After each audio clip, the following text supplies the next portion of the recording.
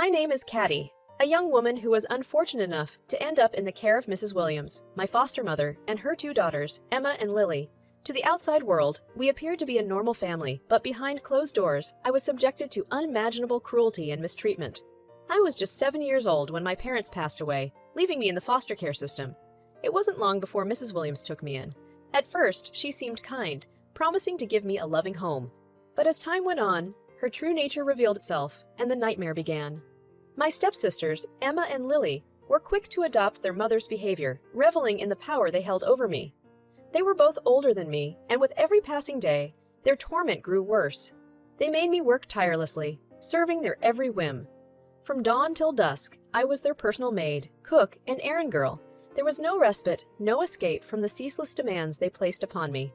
One evening, as I struggled to balance a tray of teacups and plates, Emma's shrill voice pierced through the air. "Caddy, hurry up. We don't have all day."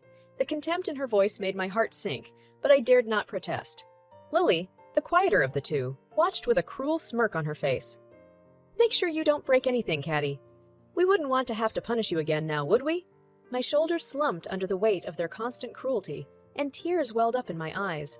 I longed for a way out, a glimmer of hope to lift me from this pit of despair.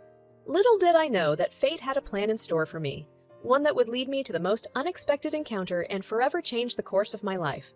As the days turned into weeks, and the weeks into months, the burden of my life seemed unbearable, but amidst the darkness, a flicker of light emerged when I least expected it.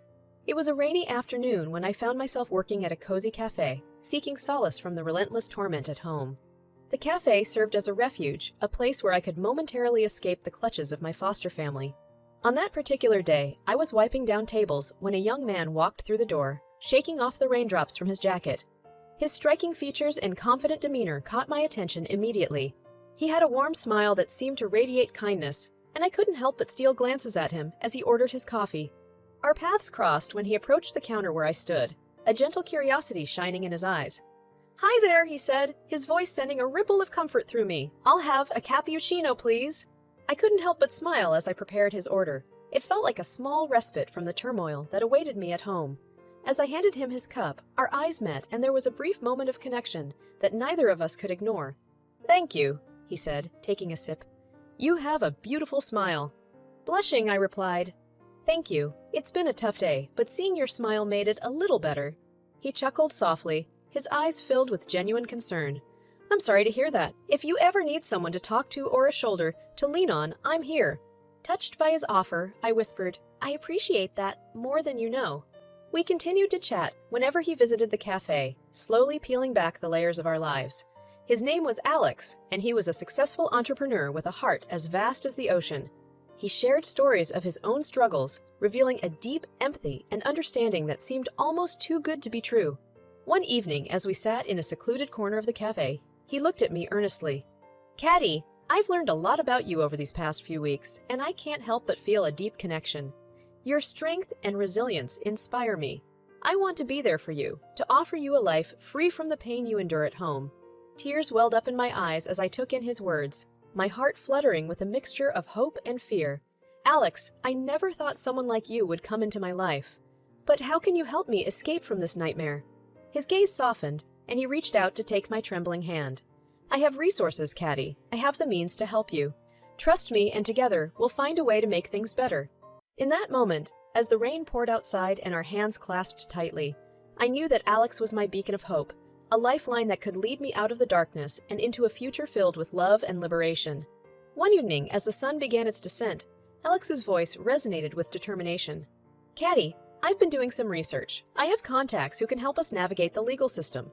We will document the abuse, gather evidence, and ensure that justice is served. No one will be able to hurt you anymore." A mixture of emotions flooded my being: fear, anticipation, and a newfound determination. I looked into Alex's eyes, filled with gratitude and trust. "Thank you, Alex. Your unwavering support means everything to me. I'm ready to fight for my freedom." Days turned into nights as we meticulously gathered evidence, documenting every instance of abuse and recording witnesses who could testify to the horrors I endured.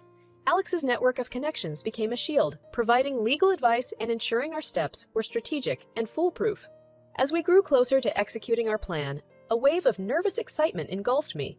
The thought of freedom both exhilarated and terrified me, but with Alex by my side, I knew I had the strength to face whatever lay ahead.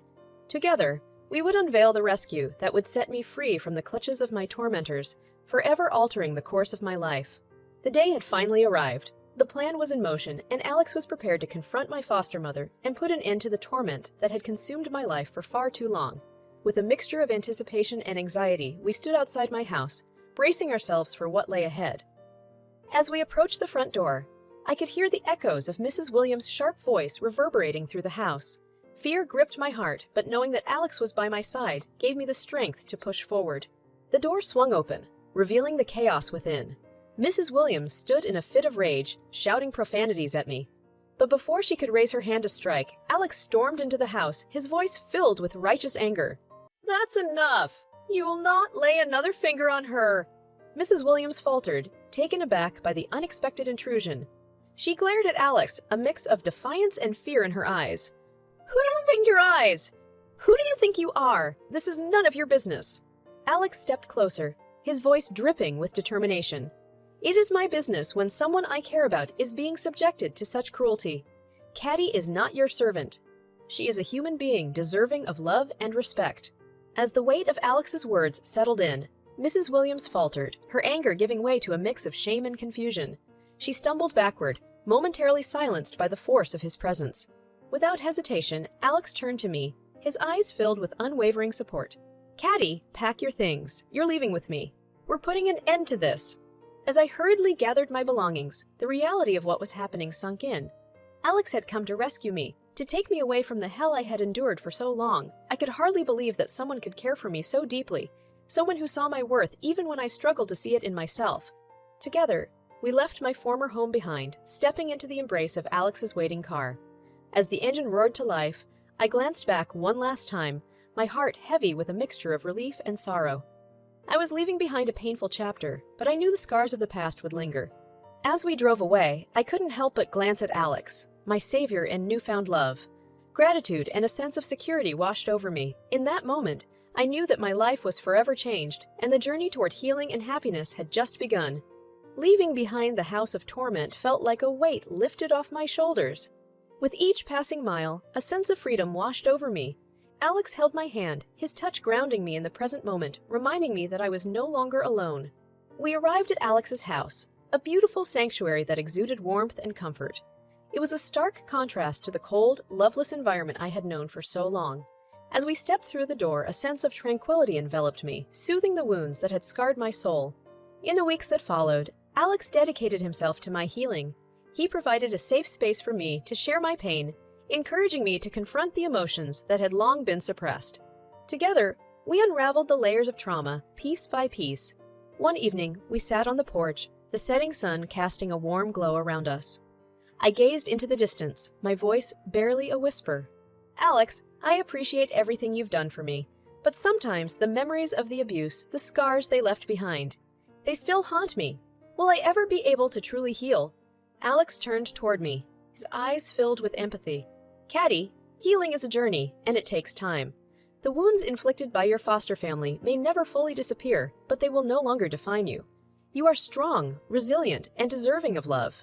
Together, we'll navigate this journey, one step at a time." His words resonated deep within me, igniting a flicker of hope. I reached for his hand, intertwining our fingers. "Thank you, Alex. Your belief in me gives me the strength to face my darkest days." Days turned into weeks, and with Alex's unwavering support, I began to rebuild my shattered self-esteem. His love became the balm that soothed the wounds, slowly replacing the fear and doubt with a newfound sense of worthiness. One evening, as we shared a quiet dinner, Alex looked at me with a gentle smile. "Caddy, I want to do something for you. I want to do something for you. I want to help you find closure, to let go of the past and embrace the future. If you're ready, we can seek justice for what you've endured." Tears welled up in my eyes as I nodded, gratitude flooding my heart. "Yes, Alex, I'm ready. Together, we'll make sure they face the consequences of their actions." With renewed determination, we embarked on a mission to seek justice. With the evidence we had gathered, we approached the authorities, determined to ensure that Mrs. Williams and my stepsisters would never harm another soul again. As the legal process unfolded, I found solace in knowing that my voice was finally being heard. The courtroom became a battleground where the truth would be unveiled for all to see. The weight of my testimony lifted the veil of secrecy that had shrouded my past, empowering others to come forward with their own stories of abuse. The verdict was swift and just. Mrs. Williams and my stepsisters were held accountable for their actions, facing the consequences they had so long evaded. It was a cathartic moment, a step towards closure that allowed me to envision a future untainted by their cruelty. With each passing day, the wounds continued to heal, and I discovered strength I never knew I possessed. The love and support of Alex, along with the justice served, propelled me forward on my journey of healing. But the time had come to face my past once more. It was a warm summer day when I decided to revisit the house that held the memories of both pain and resilience. Hand in hand, Alex and I stood before the place that had been my prison for far too long. As we approached, I noticed a for sale sign adorning the front lawn. The house, once a symbol of my suffering, was now being sold due to the non-payment of rent. I turned to Alex, a sense of resolution in my voice. "Alex, I want to buy this house. I want to reclaim it and transform it into a symbol of triumph and new beginnings."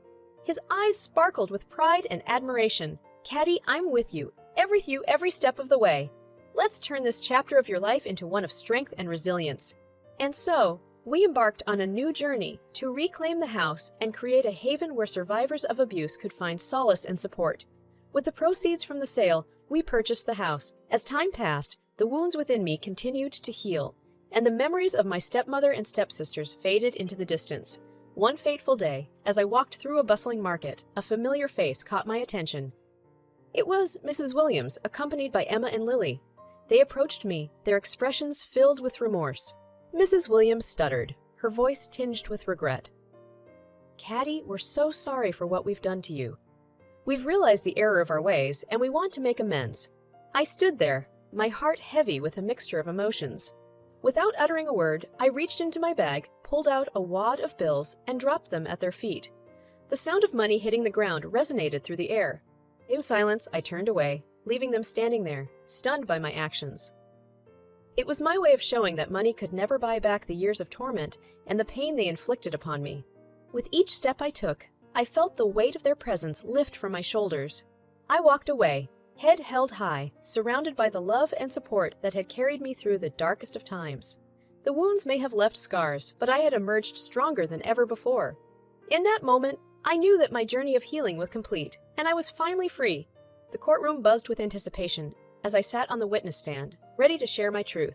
The path to this moment had been filled with pain and uncertainty, but today, justice would be served. Alex sat by my side, a steady presence that anchored me in this daunting environment. The prosecutor approached, his voice filled with conviction. "Caddy, can you please recount the events leading up to your escape from your foster family?" I took a deep breath, summoning every ounce of courage within me. "Your Honor, Mrs. Williams and my stepsisters, Emma and Lily, subjected me to physical and emotional abuse. They forced me to work long hours, relinquishing all my earnings to them. I was forbidden from leaving the house and endured constant beatings. Their cruelty knew no bounds." The courtroom fell silent as my words hung in the air. The truth was finally unveiled, no longer hidden behind closed doors. The weight of the room bore down upon me, but the presence of Alex gave me strength. The defense attorney rose, attempting to discredit my testimony. "But, Caddy, isn't it true that you were simply an unruly teenager, prone to exaggeration and disobedience?" Anger flared within me, but I maintained my composure. "No, that is not true.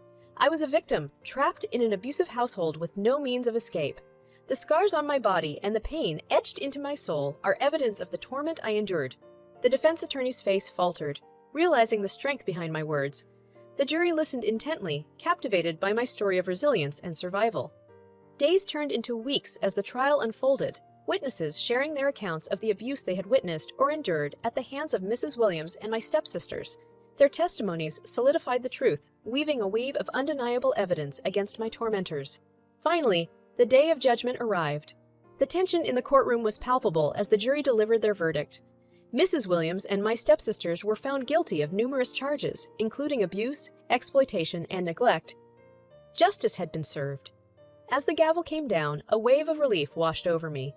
Tears of triumph mingled with tears of healing, marking the end of a painful chapter in my life. The courtroom erupted in applause, a collective acknowledgement of the strength it took to endure and overcome. Outside the courtroom, Alex wrapped his arms around me, his voice filled with pride. "Caddy, you did it. You could it. You confronted your abusers and justice was served. You're free now." I looked into his eyes, filled with gratitude. "Thank you, Alex. Without your unwavering support, I don't know if I could have faced this journey alone. You've given me the strength to seek justice and find closure." Together, we walked out of the courthouse, hand in hand, ready to embrace the new chapter of our lives. The legal battle had come to an end, but the healing process was far from over. In the aftermath of the trial, I sought therapy and support groups to navigate the lingering trauma. With time and patience, I learned to let go of the pain that had bound me for so long. The scars may remain, but they no longer defined me. As I embarked on the journey of self-discovery and healing, the weight on my shoulders began to lift. I realized that I had the power to rewrite my story, to create a life filled with love, joy, and purpose. With Alex by my side, we built a life together, a life founded on love, understanding, and resilience. The wounds of the past continued to heal, and the nightmares grew less frequent. I had come a long way from the broken girl who once feared her own shadow. The days blended together as I settled into a life free from the clutches of abuse. The wounds of the past continued to heal, but the echoes of pain lingered in the corners of my mind. Despite the progress I had made, there were moments when the weight of the trauma threatened to engulf me once again. One evening, as I sat in the peaceful solitude of our home, memories of the past flooded my thoughts. Tears streamed down my face, the weight of the silence that had engulfed me for so long overwhelming me. Alex, attuned to my emotions, entered the room and sat beside me. He gently wiped away my tears and held me close. "Caddy, it's okay to feel the pain. Healing is not linear, and it takes time. I'm here for you always." I clung to his words, finding solace in his presence. Sometimes, Alex, it feels like the scars will never fade completely. The silence I endured, the isolation, it still haunts me. His voice was filled with empathy as he spoke. "I understand, Caddy. The scars may remain, but they are a testament to your strength and resilience. You've overcome so much, and I'm proud of you. Together, we'll face the shadows and find peace." His words brought comfort, a reminder that I was no longer alone in my journey. With each passing day, the trauma's grip on me loosened, and I began to embrace the triumphs that awaited me.